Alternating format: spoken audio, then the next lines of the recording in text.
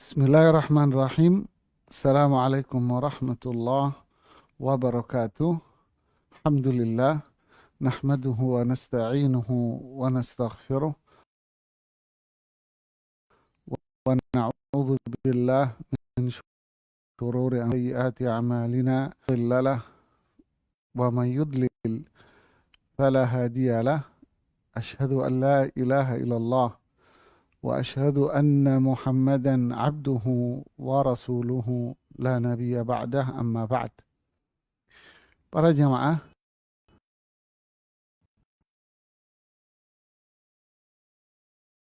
alhamdulillah, lanjutkan ke para jamaah yang dimanapun dan lewat mana saja.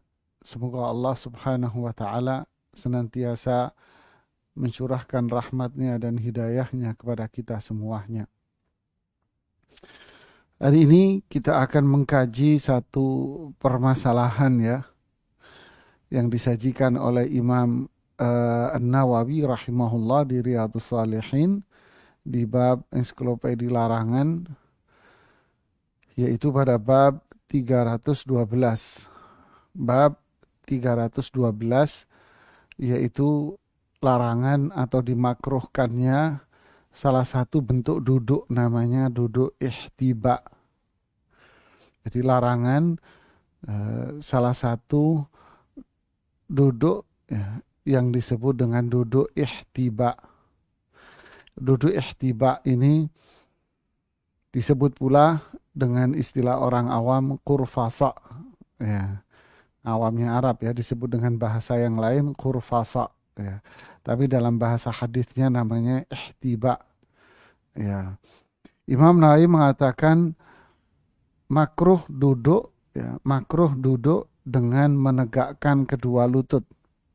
Ya, makruh duduk dengan menegakkan kedua lutut ke perut pada hari Jumat ketika imam berkhutbah. Karena hal itu dapat menyebabkan seseorang tertidur sehingga tidak mendengarkan khutbah dan dikhawatirkan wudhunya batal. Ya, ini larangan dimakruhkan ihtiba. Di sini dibatasi disebutkan di saat hari Jumat ketika khotib lagi berkhutbah. Ya. Yang jadi pertanyaan sekarang, bagaimana bentuk duduk ihtiba itu? Ya, bagaimana bentuk duduk ihtiba? Nah, kita ambil contoh, lihat ini. Kita ambil dari website. Nah, inilah jamaah bentuk duduk ihtiba itu.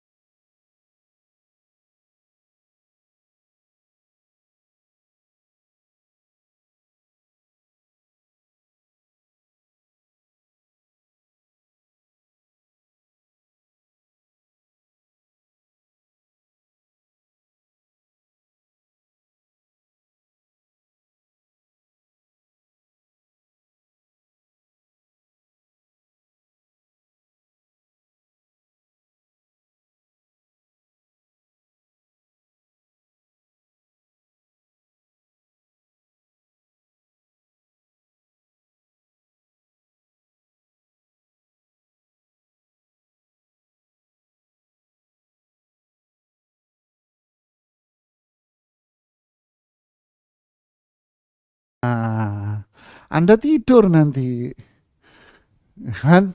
Makanya dimakruhkan. Nah, bisa tidur. Alasan kedua disebutkan para ulama, apa itu? Batal wudhu Anda ntar. Batal wudhunya. Batal wudhunya. Kenapa? Yuk duduknya begitu. Ya coba mana duduknya tadi? Ya kan? Lo kan gampang mimpes kan begini jamaah. Ya gampang nggak kentut, kentut di sini jamaah duduknya. Enak banget ini kentutnya ini. Makanya dilarang. Kayak kan? Biarin gambarnya kan. Yang ketiga, apa itu? Aurat. Aurat rentang apa? Rentang terbuka. Nah, auratnya rentang terbuka di sini. Kalau nggak hati-hati kan auratnya rentang terbuka ini. Nah, inilah alasannya. Udah, ini alasan jemaah. Jadi alasan pelarangan atau illah hukum, sebab hukum ada tiga. Bisa tertidur, les ngantuk, ya. Terus batal wudhunya seperti hukum ini, kita bisa mengambil kesimpulan.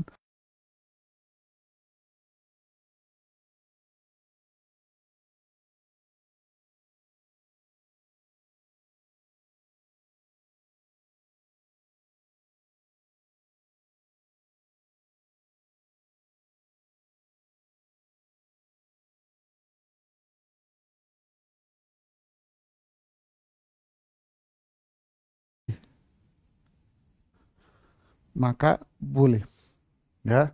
Yang kedua, jika tidak aman, ini bahasa saya, ma- ma- maka makruh hukumnya. Nah, jadi ini jalan tengah deh. Dari mana ini? Ini saya ambil dari penjelasannya Syekh Muhammad Saleh Al-Utsaimin rahimahullahu taala di Syarah Riyadhus Shalihin. Ya.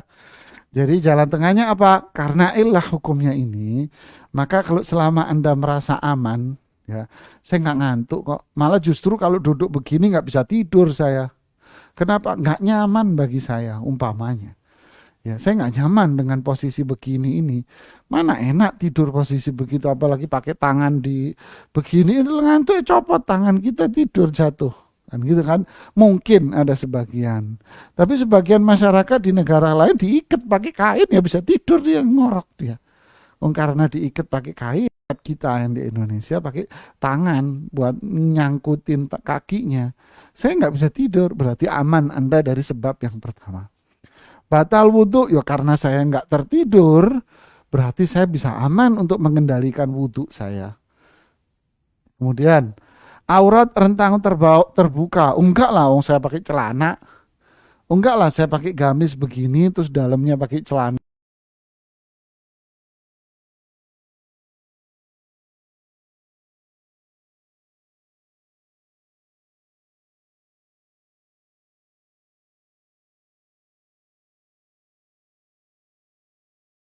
Menjaga apa?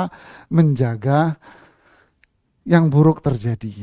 Jadi pembahasannya akhirnya masalahnya apa? Saddud dzari'ah, menutup diri dari sesuatu yang buruk takut terjadi pada diri kita. Apa itu? Nanti ngantuk, nanti kentut, ya nanti aurat terbuka. Berarti kan ini yang buruk. Ya kan? Maka dihindari itu agar tidak terjadi, maka jangan dilakukan. Nah, ini menurut pandangan anak jalan tengah dari perbedaan para ulama. Ya, barakallahu fiik.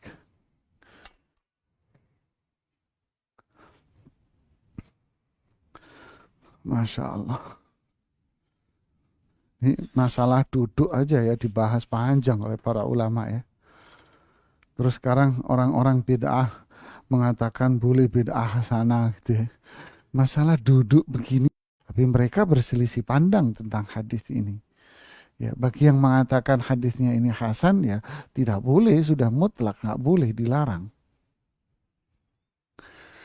Ya, Tapi yang mengatakan hadisnya ini dhaif ya sudah nggak boleh. Makanya jalan tengah dilihat dari sebab pelarangannya ini apa sih dalam hadis. Ternyata pelarangannya ini karena 3 hal itu tadi. Yaitu apa? Ngantuk kamu nanti. Yang kedua, apa namanya? Nanti batal wudhunya, kentut. Ya. Yang ketiga, auratmu kebuka. Berarti ini saddud dzari'ah. Ada apa itu? Menutup pintu-pintu yang bisa buruk buat kita semua, ditutup sarana untuk itu.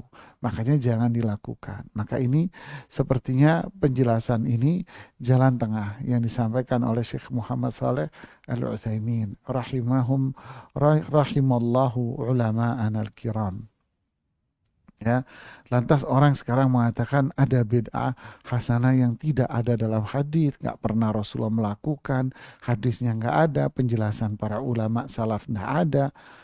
Ya, repot dong kalau masalah ini terus diungkit kan gitu kan. Ini penjelasan para ulama madhab ya. Saya bacakan ungkapan siapa namanya? Ungkapan Imam Al-Mughni, Imam Ibnu Qudama dalam kitab Al-Mughni. Wala ba'sa bil ihtiba wal imar wa jama'atin min ashabin Nabi SAW. Disebutkan dalam riwayat, ini disebutkan dalam riwayat Ibnu Abi Syaibah, Musannaf Ibnu Abi Syaibah, disebutkan di situ beberapa riwayat dari beberapa sahabat bahwa mereka pernah terlihat oleh para tabi'in, generasi kedua para tabi'in,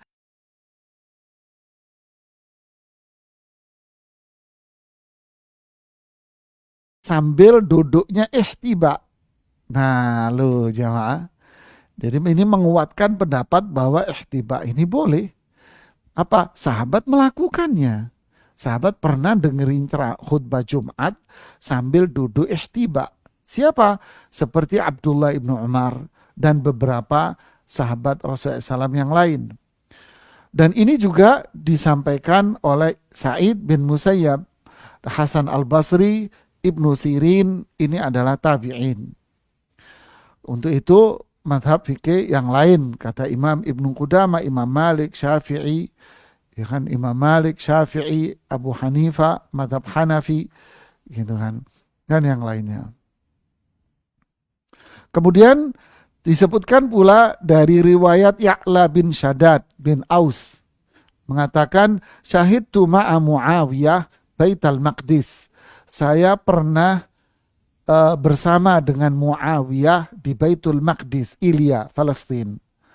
Fajama'a fa'idha jullu man fil masjid ashabu Rasulillah sallallahu alaihi wasallam. Saya melihat ternyata kebanyakan yang ada di dalam masjid ini, yaitu Baitul Maqdis, adalah para sahabat Rasulullah sallallahu alaihi wasallam. Fara'aituhum muhtabin wal imamu yaktub. Saya melihat mereka para sahabat Rasul,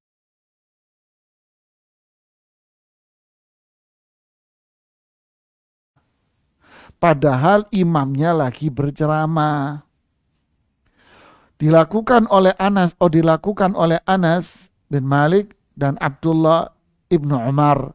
Walam na'rif lahum mukhalifa, dan tidak ada para sahabat yang hadir di situ yang saat khutbah Jumat di Baitul Maqdis itu yang menyelisihi mereka, yang menegur mereka, melarang mereka. Tidak ada satu sahabat pun yang melarang.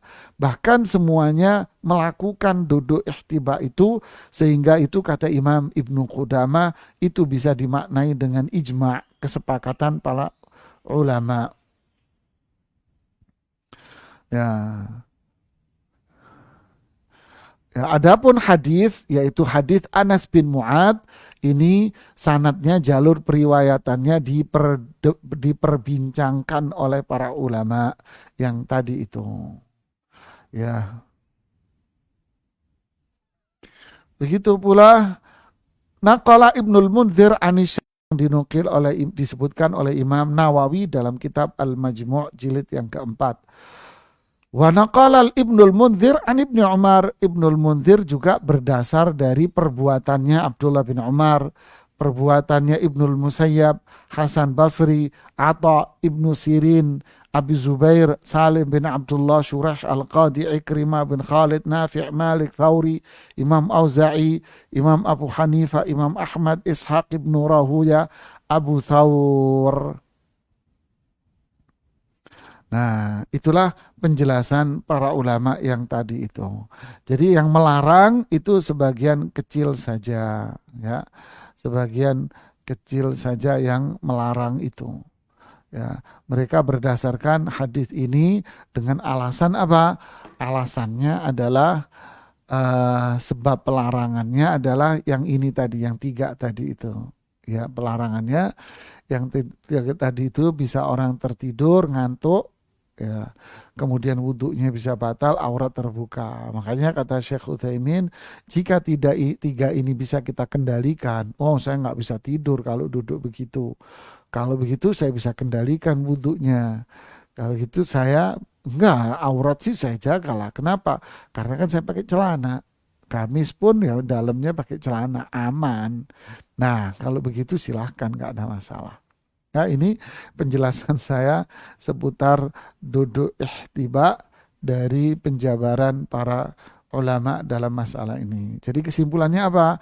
Kesimpulan duduk ihtiba ini saya lebih cenderung kepada yang saya tulis warna biru di papan ini.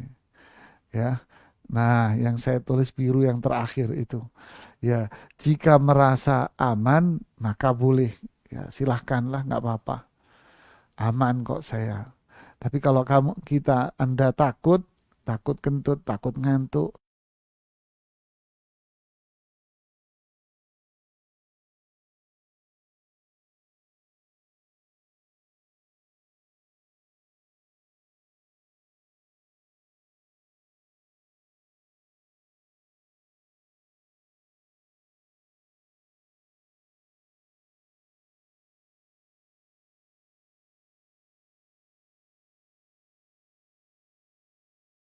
alasan saya, wallahu a'lam bishawab, semoga bermanfaat buat kita semuanya. Wallahu a'lam.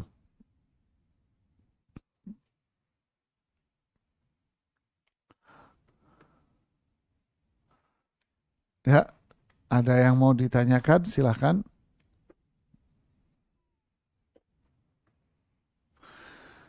Dari yang raise hand dulu nih, siapa ini? Ratmi, ya. Oh, Redmi nama handphone. Ya, silakan itu yang atas nama handphonenya itu Redmi. Ya, silakan.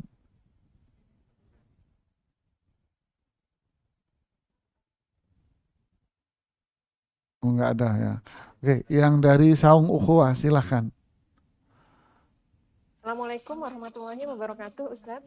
Jazakumullah khairan Waalaikumsalam atas warahmatullahi kesempatannya wabarakatuh. dan Alhamdulillah Ustadz telah menjelaskan duduk ihtiba. Yang ditanyakan agak sedikit berbeda Ustadz, tapi tadi terkait dengan sholat Jumat. Mohon penjelasan dari Ustadz, apakah bila wanita ikut sholat Jumat, pahalanya akan sama dengan sholat zuhur? Dan apa artinya kalau hari Jumat itu disebut hari raya kecil umat Islam? Apakah ada perayaannya? Kemudian ketika salat, apakah boleh kita meletakkan botol air minum di batas sajadah kita tempat sujud? Karena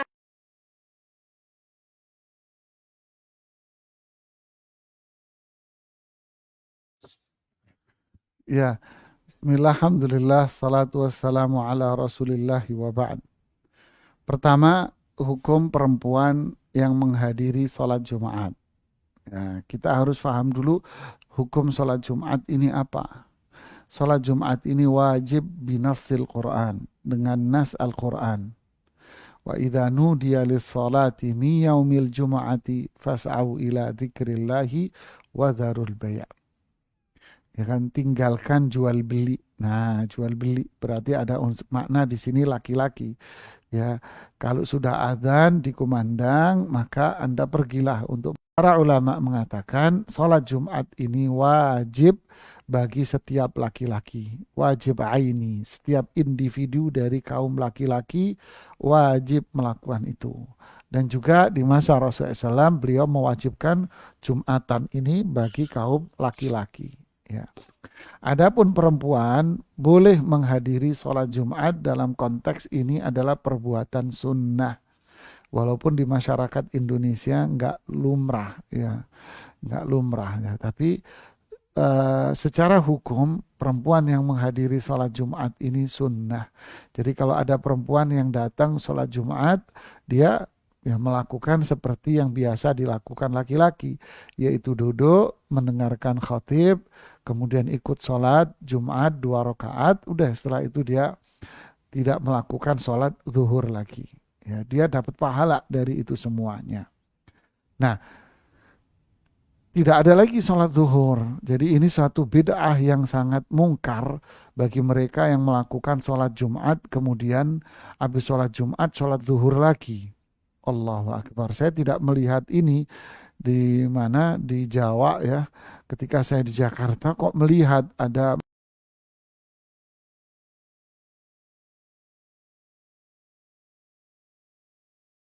ya sungguh kejahilan yang telah menguasai diri mereka dan fanatik terhadap tokohnya ini sehingga tidak mau dikasih tahu ya dalil Islam itu ya tokohnya, bukan dalil itu Quran dan hadis dan kaidah fikih. Waliyadzubillah.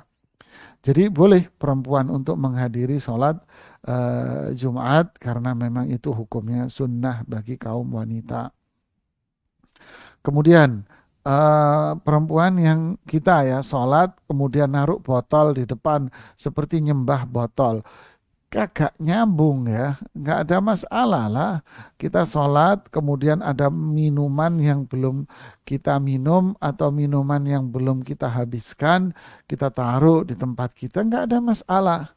Ya sama saja dengan meletakkan sesuatu di tempat kita apa saja. Yang dilakukan oleh Rasulullah SAW itu malah apa itu? Yaitu meletakkan sesuatu kayu atau apa saja benda yang seukuran punuk onta. Ya, kira-kira tinggi sejengkal lah. Ya, pokoknya sesuatu yang tinggi ditaruh di hadapan kita. Buat apa? Ini yang disebut dengan sutra. Bagaimana itu? Nanti dianggap nyembah sutra lagi itu. Padahal ini dilakukan oleh Rasulullah Sallallahu Alaihi Wasallam. Ya kan? Jadi ini hanya pandangan perasaan pribadi saja yang tak dibenarkan di dalam syariat Islam. Ya, nggak ada masalah. Ya, barakallahu fiik. Pertanyaan berikutnya,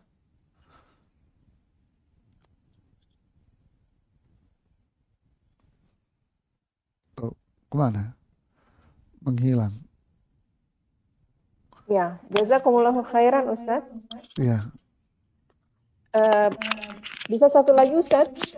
boleh, boleh. Tadi ada 2 item apa yang pertanyaan pertama? Ada 2 apa 3 item? Wanita Jumatan, terus minum air itu tadi, terus ada lagi nggak? Perasaan ada lagi. Oh iya, 3 item Ustadz. Yang satu tentang hari raya hari Jumat. Oh iya, hari raya hari Jumat. Ya, masalah hari Jumat itu istilah kita adalah hari raya mingguan. Itu istilah kita saja. Memang para ulama membahas keutamaan hari raya hari Jumat ini begitu panjang lebar. Seperti Imam Ibnu Qayyim rahimahullahu taala membahas masalah keutamaan hari Jumat di kitab Zadul Ma'ad cukup panjang sekali. Jadi ini para ulama ingin menjelaskan bahwa hari Jumat memang memiliki beberapa keutamaan-keutamaan yang besar. Ya kalau nggak salah ada 12 apa-apa itu yang dijelaskan oleh Imam Ibnu Qayyim. Jadi menunjukkan bahwa hari Jumat ini memang memiliki keutamaan-keutamaan yang begitu besar. Ya, keutamaan di sini. Bukan berarti segala sesuatu yang memiliki keutamaan itu layak untuk dirayakan. Tidak. Kita ini terjebak nggak tahu dengan mindset siapa ini ya. Yang jelas kalau ada sesuatu yang sangat mulia bernilai besar itu dirayakan ya, seperti seorang Yahudi yang datang menemui Umar ibnul Khattab. Wahai Amirul Mukminin, wahai Umar ibnul Khattab, ayat yang paling mulia pada kalian adalah ayat yang terakhir turun, al-yauma akmaltu lakum dinakum. Andai itu terjadi pada kami di Yahudi, pasti kami akan mengadakan perayaan setiap tahunnya. Nah, inilah mereka ternyata sumbernya. Ya, sumbernya dari mereka. Andai itu ada pada diri kami, ada ayat terakhir yang turun pada kita, pasti itu akan kami jadikan perayaan rutin setiap tahunnya. Karena kan Yahudi kan kitabnya tidak turun seperti kita, yaitu sedikit demi sedikit, karena mereka turunnya sekaligus pada Nabi Musa alaihi salatu wassalam. Turun sekaligus segelondong. Makanya ketika melihat di Islam, di zaman Rasulullah SAW, ayat ini turun sedikit demi sedikit, dan ada yang terakhir turun, mereka mengatakan kalau ini terjadi pada kita, maka itu akan kita jadikan perayaan. Lalu dijawab oleh Umar bin Khattab, sungguh kami tahu persis ayat ini turun, kapan, di mana, dalam kondisi apa, dan apa maknanya, kami tahu persis. Gitu loh. Maksudnya Umar bin Khattab apa? Enggak perlu kami melakukan perayaan-perayaan itu di dalam Islam. Tapi inilah yang terjadi di masyarakat kita jamaah ya. Jadi kalau ada sesuatu yang besar ya, dibikin perayaan rutin. Akhirnya ntar kalau diingatkan, oh ini enggak ada tuntunannya, beda, marah. Ya kan aneh. Padahal mereka dengan sendirinya, dengan sadarnya meyakini bahwa ini tidak ada tuntunannya memang. Seperti perayaan malam nisfu Sya'ban. Tidak ada tuntunannya sehingga muncul hadis-hadis palsu. Perayaan nisfu Sya'ban itu ini, perayaan ini. Yang lebih lucu lagi ada pertanyaan jamaah semalam saya mau tidur. Itu ada pertanyaan begini jamaah. Saya kasih tahu Anda. Bentar saya bukain WA-nya dulu ya. Nah, nih jamaah. Ada flyer yang tersebar di masyarakat kita. Di antara amalan yang dianjurkan para salaf. Mohon maaf, flyer ini menyebutkan nama habaib di malam nisfu Sya'ban. Ya, saya membacakan flyernya. Barang siapa yang pada malam nisfu Sya'ban menulis surat Shad ayat 54.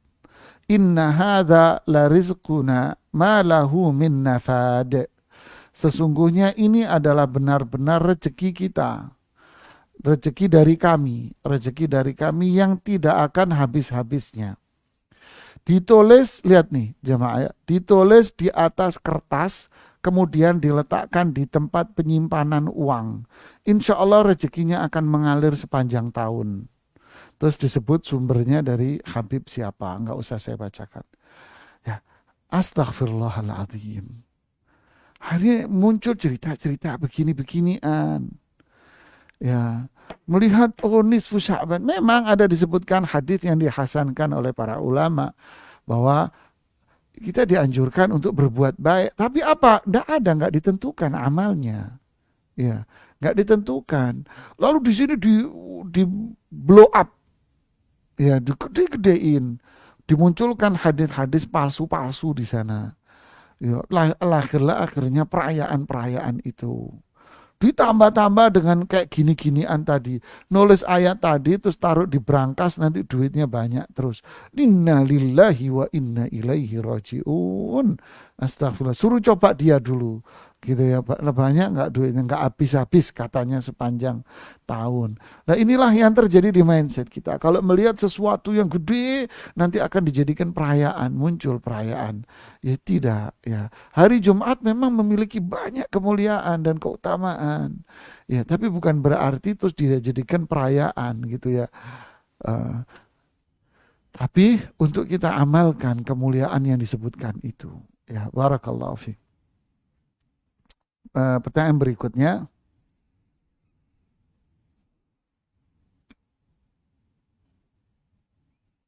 Ya, Ya silakan. Ustaz, alhamdulillah, jazakumullahu khairan.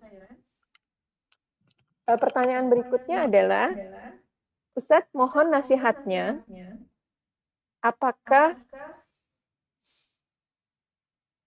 Ya. bila saya memberikan pakaian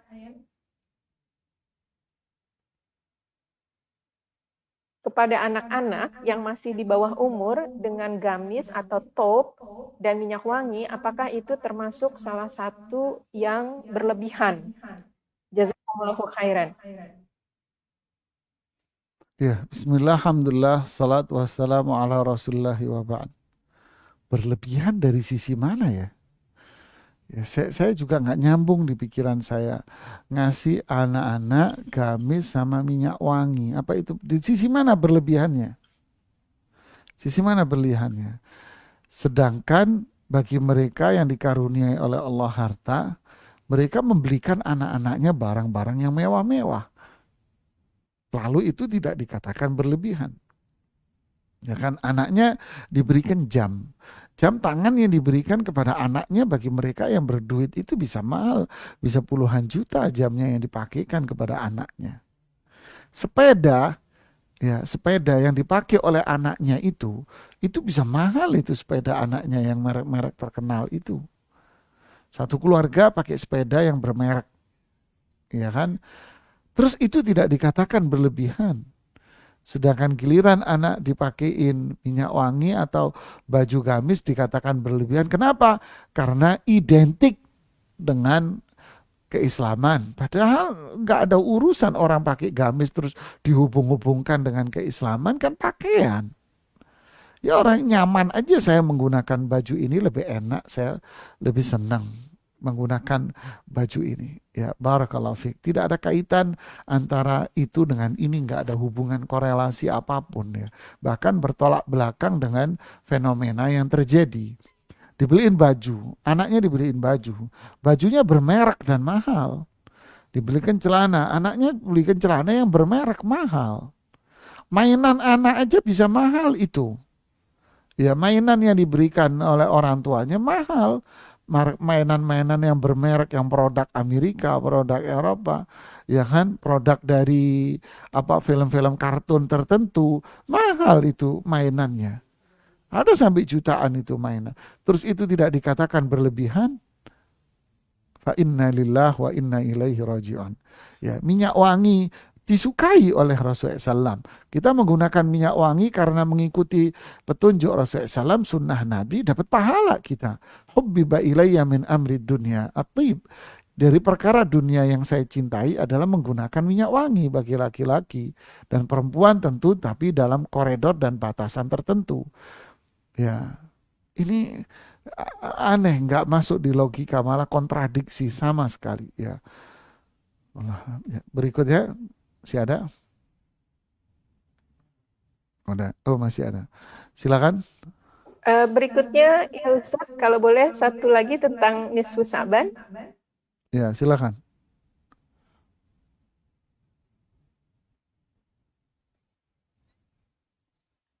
Ya, Assalamualaikum warahmatullahi wabarakatuh. Waalaikumsalam Ustadz, warahmatullahi mohon wabarakatuh. nasihatnya, karena belakangan ini banyak berbagai share tentang amalan-amalan nisfu Sya'ban. Sesedikit yang saya tahu bahwa itu adalah dilarang untuk amalan khususnya. Jadi untuk menyikapi yang seperti ini, apa yang harus saya lakukan? Jazakumullahu khairan atas nasihat Ustadz. Ya, bismillah, alhamdulillah, salatu wassalamu rasulillahi wa ba'd. Tadi sudah saya singgung ya masalah nisfu Sya'ban. Jadi memang banyak sekali hadis-hadis yang tersebar di masyarakat ini adalah banyak hadis-hadis yang palsunya yang kesebar di masyarakat. Terlebih lagi ditambahi dengan tambahan-tambahan yang luar biasa seperti yang saya contohkan tadi dari flyer yang kesebar di lewat media sosial.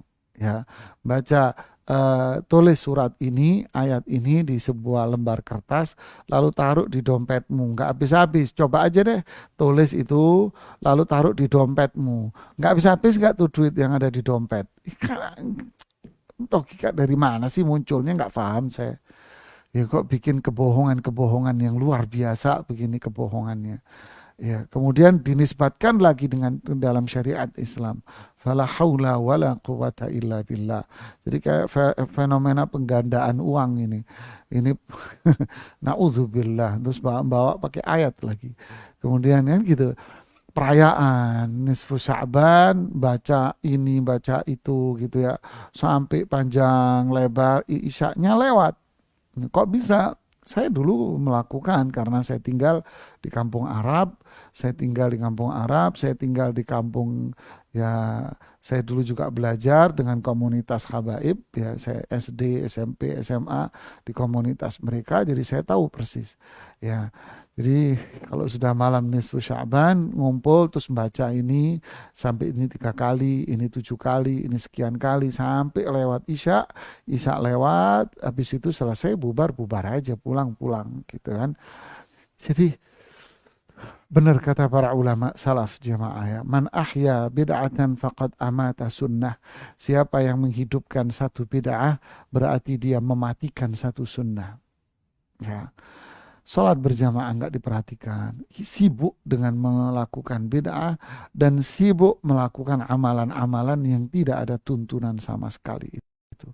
Jadi kesebar di masyarakat cukup banyak hal-hal yang berbau-bau kebohongan dan bid'ah dan hadis-hadis yang palsu disebarkan itu.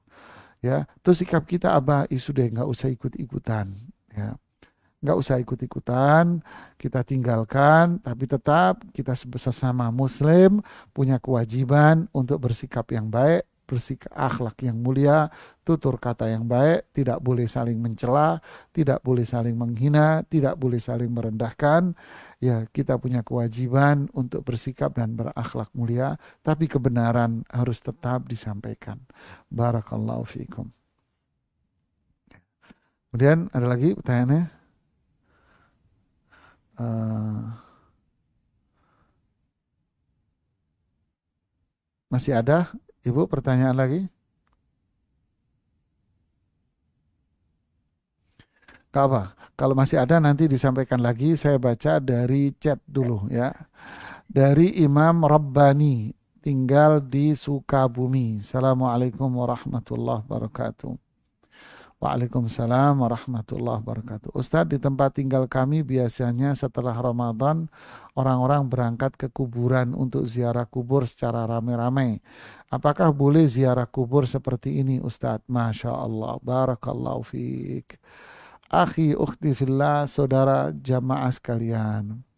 Ya, saya melihat kemarin ada kayak flyer begitu ya di mana media sosial yang mengatakan banyak saudara kita menjelang Ramadan itu berbondong-bondong ke kuburan. Lalu dia menyatakan, ingat ziarah kubur itu haram. Ini kata-kata yang nggak benar ini seperti ini jemaah. Ya, jangan menjawab seperti ini akhirnya memberikan konotasi masyarakat yang negatif. Saya mengatakan, pertama, ziarah kubur ini adalah amalan yang mulia. Ziarah kubur ini adalah perbuatan yang sangat disyariatkan oleh Rasulullah Sallallahu Alaihi Wasallam. Ya, ziarah kubur disyariatkan oleh Rasulullah SAW. Fazurul kubura, kita disuruh oleh Rasulullah SAW itu ziarah kubur. Fazurul kubura, ziarailah kuburan-kuburan itu. Kenapa? Manfaatnya banyak sekali jamaah. Fa innaha tudzakirukumul mauta, ya, mengingatkan kamu akan kematian.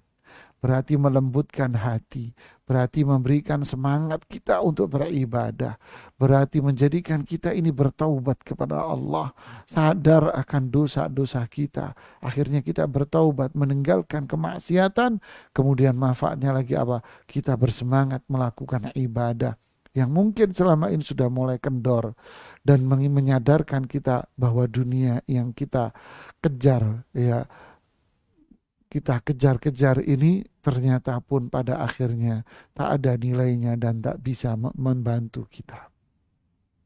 Ini manfaat ziarah kubur.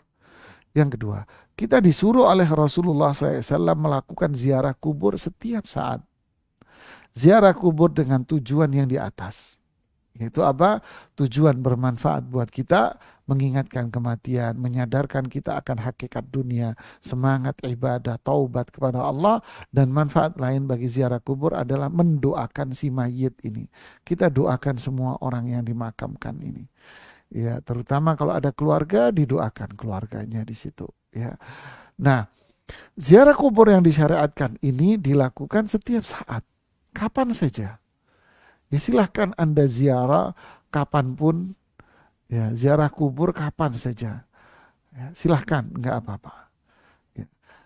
Dan yang ketiga, syariat Islam tidak menentukan timing tertentu, waktu tertentu untuk ziarah kubur, tidak ada ketentuannya. Bahkan Rasulullah SAW seperti beberapa hadis yang dikisahkan oleh Aisyah dalam hadis-hadis yang sahih, bahwa hari-hari terakhir sebelum Rasulullah SAW wafat, artinya sepulang dari Haji Wada, tahun ke-10 sepulang dari Haji Wada, ya berarti di bulan Dzulqa'dah, ya berarti di bulan Muharram. Di situ Rasulullah masuk tahun 11 berarti ya. Di situ Rasulullah SAW sering ziarah kubur. Bahkan ziarah kuburnya Rasulullah SAW, Aisyah menyebutkan di situ malam hari loh jamaah. Ayo kita ke kuburan malam hari loh. Kata kita kan akhirnya timbul macam-macam matahari malam. Waduh. Jadi tidak ada ketentuan waktu, timingnya kapan, jamnya, kapan tanggalnya. Tidak ada ketentuan sama sekali. Silahkan ziarah di kapan saja. Nah, sekarang yang kelima. Apa itu? Ketika kita menentukan ziarah kubur itu waktu tertentu, menentukan ziarah kubur dengan waktu tertentu, seperti mau Ramadan, seperti mau Lebaran, ditentukan ziarah kuburnya saat itu. Seakan-akan ziarah kubur di waktu itu adalah sebuah amalan yang mulia. Dan itu pada akhirnya persepsi dan penilaian masyarakat. Ya, dan itu pada akhirnya penilaian masyarakat bahwa ziarah kubur sebelum puasaan, sebelum lebaran ini adalah ziarah kubur yang sangat disyariatkan, dianjurkan, bla bla dan sebagainya, sampai penuh full tuh kuburan, jalanan sampai macet yang ada di dekat-dekat kuburan luar biasa. Nah, kalau sudah sampai seperti ini kan kita butuh dalil namanya. Adakah dalil yang kita memang dianjurkan untuk berziarah kubur sebelum Ramadan dan sebelum Lebaran? Ya, adakah dalil yang menganjurkan kita untuk berziarah kubur, mensyariatkan, disyariatkan, dianjurkan, dibolehkan ziarah kubur, ditentukan waktunya itu sebelum puasa dan sebelum Lebaran? Jawabannya tidak ada. Berarti yang salah bukan ziarah kuburnya, yang salah adalah penentuan timing waktunya dan keyakinan mereka bahwa ini adalah perbuatan yang bagus, mulia. Sebelum puasaan kita nyekar dulu ke kuburan fulan dan kuburan fulan. Ini yang tidak ada dalilnya, jamaah. Bukan ziarah kuburnya. Ziarah kubur haram. Jangan bikin statement begini. Ziarah kubur amalan yang disyariatkan. Yang salah adalah timing dan penentuan waktunya ini. Silahkan kapanpun Anda ziarah kubur. Oke, jawaban yang lain adalah kalau memang oke lah Anda menentukan ziarah kubur itu, berarti kasihan orang tua Anda jenguk cuma setahun sekali. Ya tentu anak yang durhaka dong. Jenguk orang tuanya setahun sekali di kuburan. Doainya setahun sekali. Oh, enggak lah setiap saat, benar. Ayo fenomenanya gimana yang terjadi.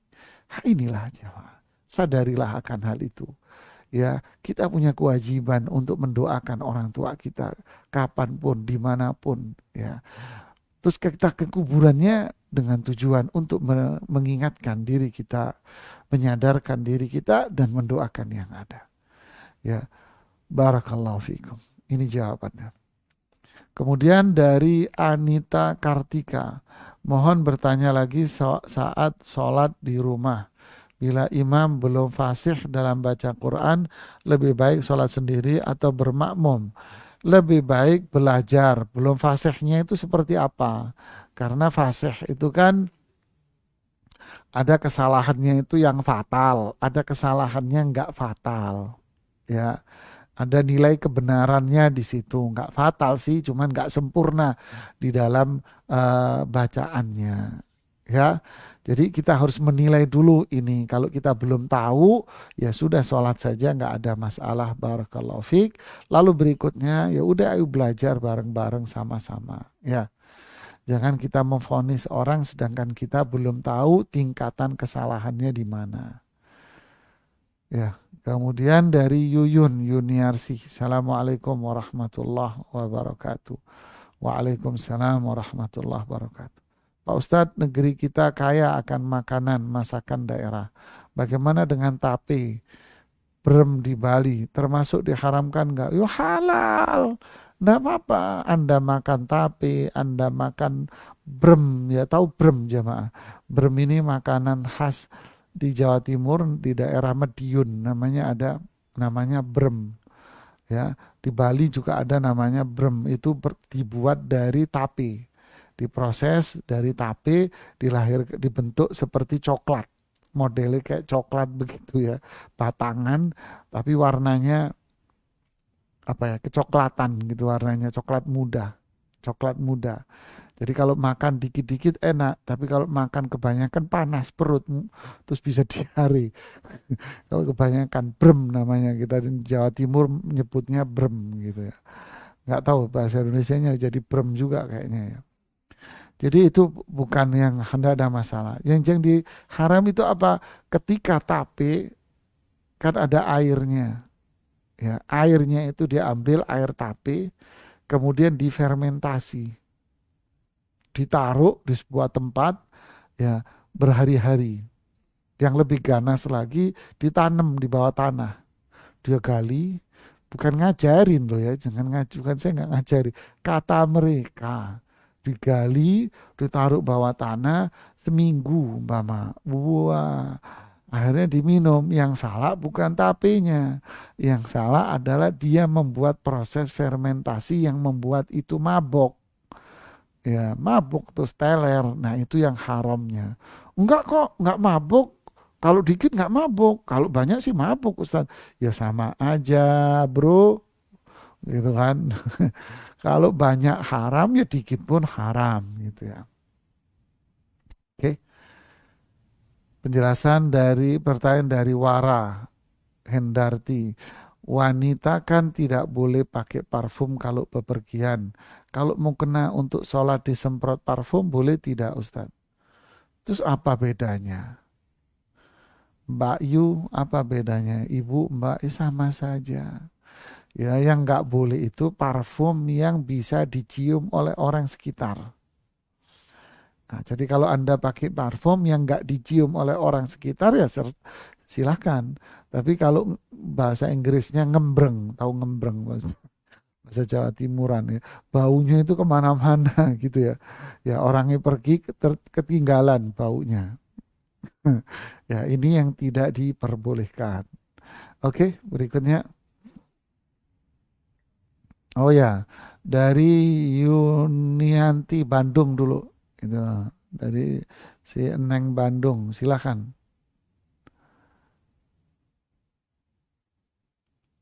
Loh, mana si Eneng Bandung? Oh, hilang.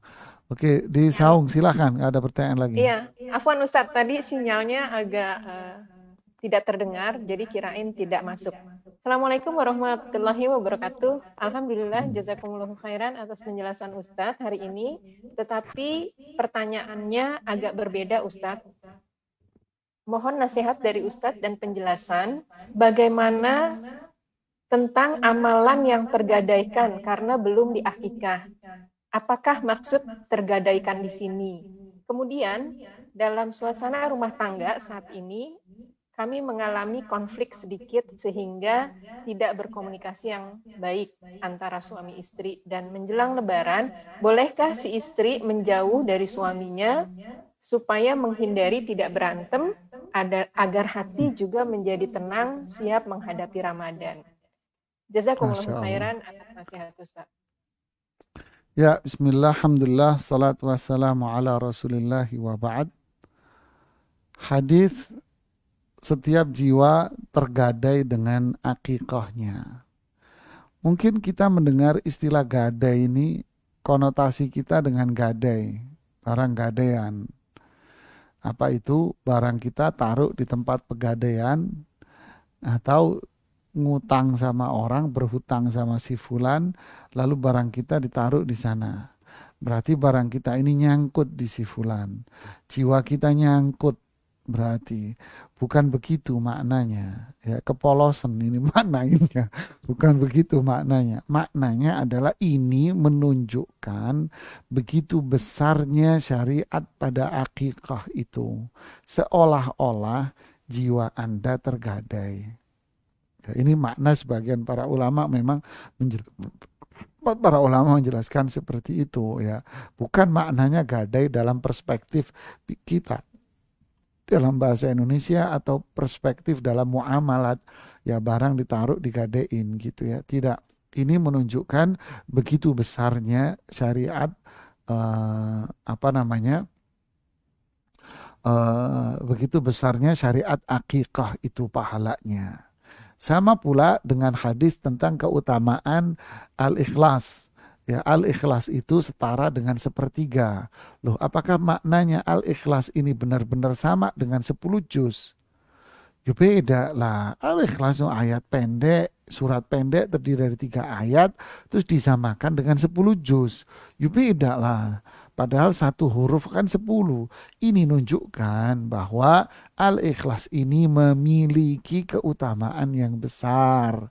Begitu pula akikah menunjukkan akikah ini memiliki keutamaan yang besar sekali. Jawaban yang kedua adalah kalau suami istri ada masalah, terus menjauh, ya, terus nggak tegur sapa, ya, sampai lama, sampai puasa, sampai lebaran nggak tegur sapa. Ingat, amalan kita dipending loh. Andira hadaini hatta yastaliha. Wahai malaikat, pending dulu amalnya dia. Nah, ini baru dipending bener ini. Pending dulu amalnya dia, jangan diterima dulu sampai 2 orang ini damai dari pertikaiannya. Mau Bapak Ibu puasa dan ibadah Ramadannya dipending sama Allah, nggak diterima dulu gara-gara Anda ribut jengkel sama orang lain, termasuk ini suami Anda juga, istri Anda juga. Now, saya sih nggak mau ya. Saya nggak mau. Terus bagaimana dong? Ini bukan cara yang dewasa. Ya bukan begitu cara penyelesaiannya. Dikit-dikit ngambek, dikit-dikit kabur. Ini bukan cara orang dewasa. Memang dalam syariat Islam ada yang namanya hajar, yaitu meninggalkan sementara. Tapi ini ada aturannya. Ada aturan, nggak langsung main tinggalin, kabur, nggak tegur sapa. Begitu tidak. Ya, jadilah yang dewasa dulu. Apa itu? Duduk ngobrol yang enak. Ya, apa duduk ngobrol yang enak? Tinggalkan ego, tinggalkan kesombongan, ya, tinggalkan jaim, ya, tinggalkan jaimnya, ya, tinggalkan belagunya, egonya, tinggalin ini semuanya. Jadilah orang dewasa yang mengakui kesalahan masing-masing. Oh ya, saya salah. Memang kemarin saya begini, saya minta maaf. Memang berat ini, tapi ini akan nikmat dan mulia. Merendah, wah nanti saya tidak. Meminta maaf itu bukan hina. Meminta maaf itu kemuliaan. Kenapa? Karena Allah yang menyuruh. Fa'fu anhum wasfah. Maafkan dia dan lapang dadalah. Ya, kita disuruh meminta maaf atas kesalahan kita. Dan orang lain pun yang terdolimi sebelumnya, ya kita disuruh memaafkan kesalahan orang. Ini adalah perintah Allah. Ini perintah Rasulullah SAW. Ya, jadilah kita orang yang lapang dada kita. Ya, kita salah, fa'tarafu bidzambihim. Ya kan? Jangan sampai kita mengakui dosa kita, kesalahan kita nanti di akhirat. Bahaya. Tapi kita akui kesalahan kita sekarang. Ya mohon maaf, saya salah. Saya salah memang. Ya, saya minta maaf. Saya tidak akan mengulangi. Yang istrinya juga begitu. Jangan ego merasa dia ngaku, terus merasa dirinya kayak diinjak-injak begitu. Itu bukan. Ya, mengakui kesalahan. Ya, merubah diri, merubah sikap, ini bagian dari usaha untuk menjadi yang terbaik.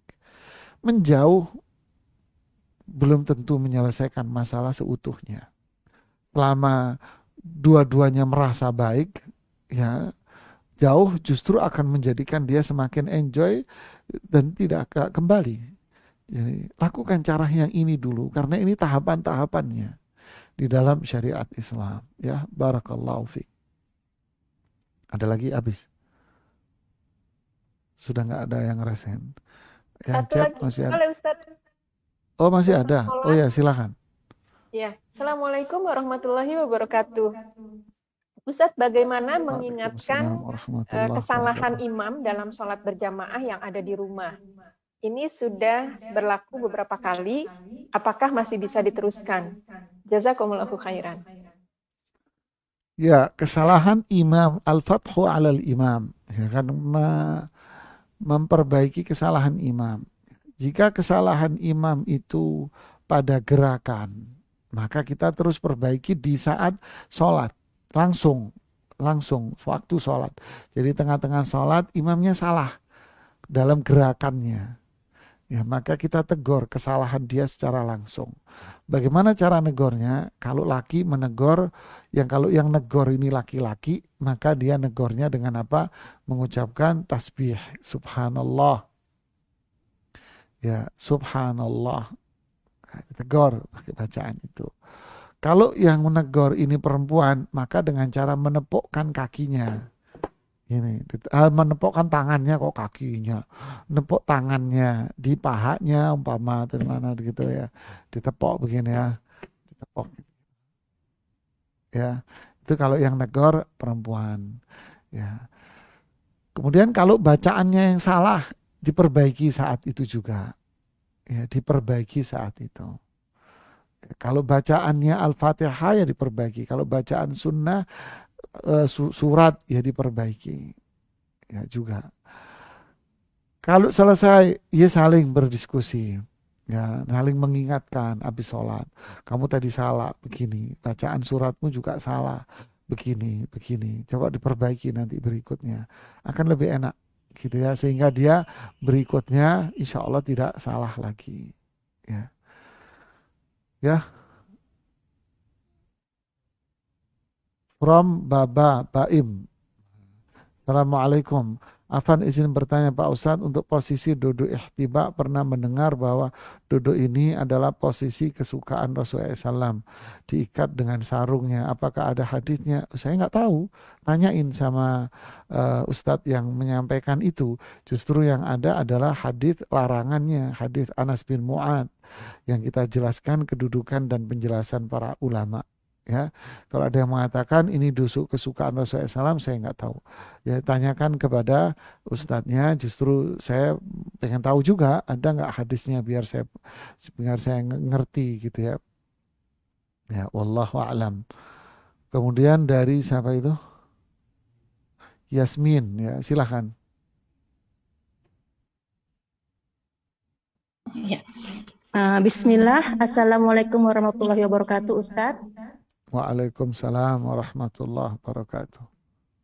Begini Ustadz, anaknya punya ceritanya anaknya anak tunggal, kemudian anak menikah dengan suami, tinggal di Jakarta. Kini orang tua anak tinggal di kampung, mereka hanya tinggal berdua dan mereka sudah tua dan sakit-sakitan. Kemudian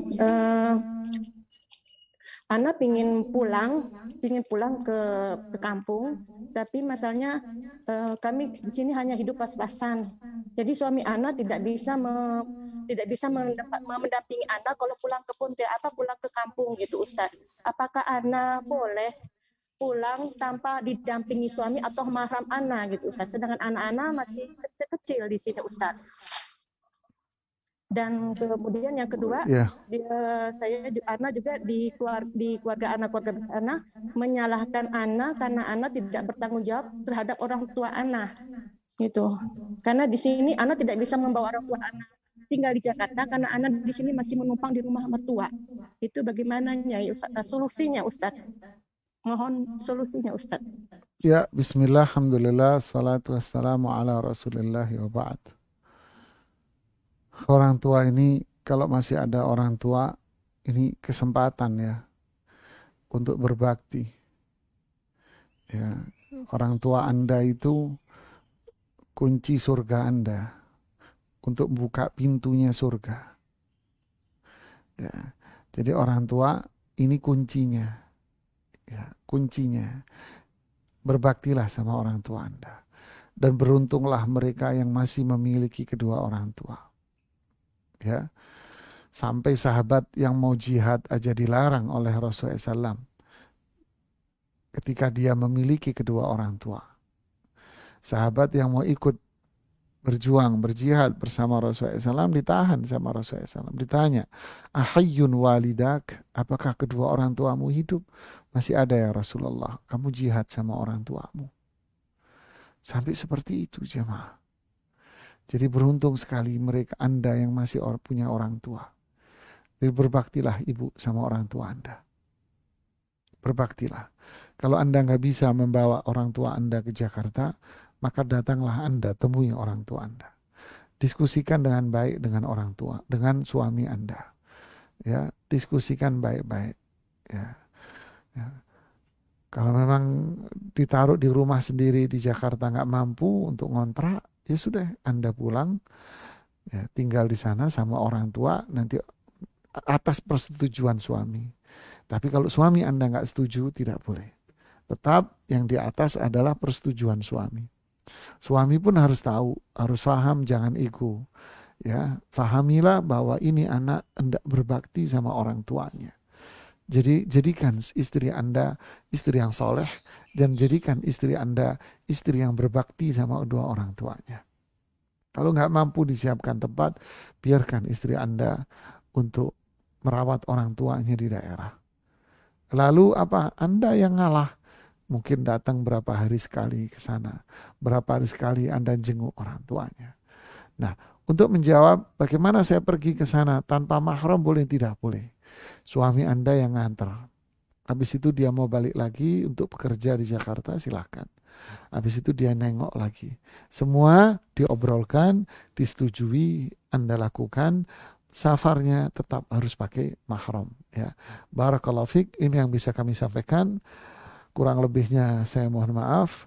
Kita tutup sampai di sini. Subhanakallahumma bihamdik. Asyhadu an la ilaha illa anta. Astaghfiruka wa atubu ilaik. Assalamualaikum warahmatullahi wabarakatuh.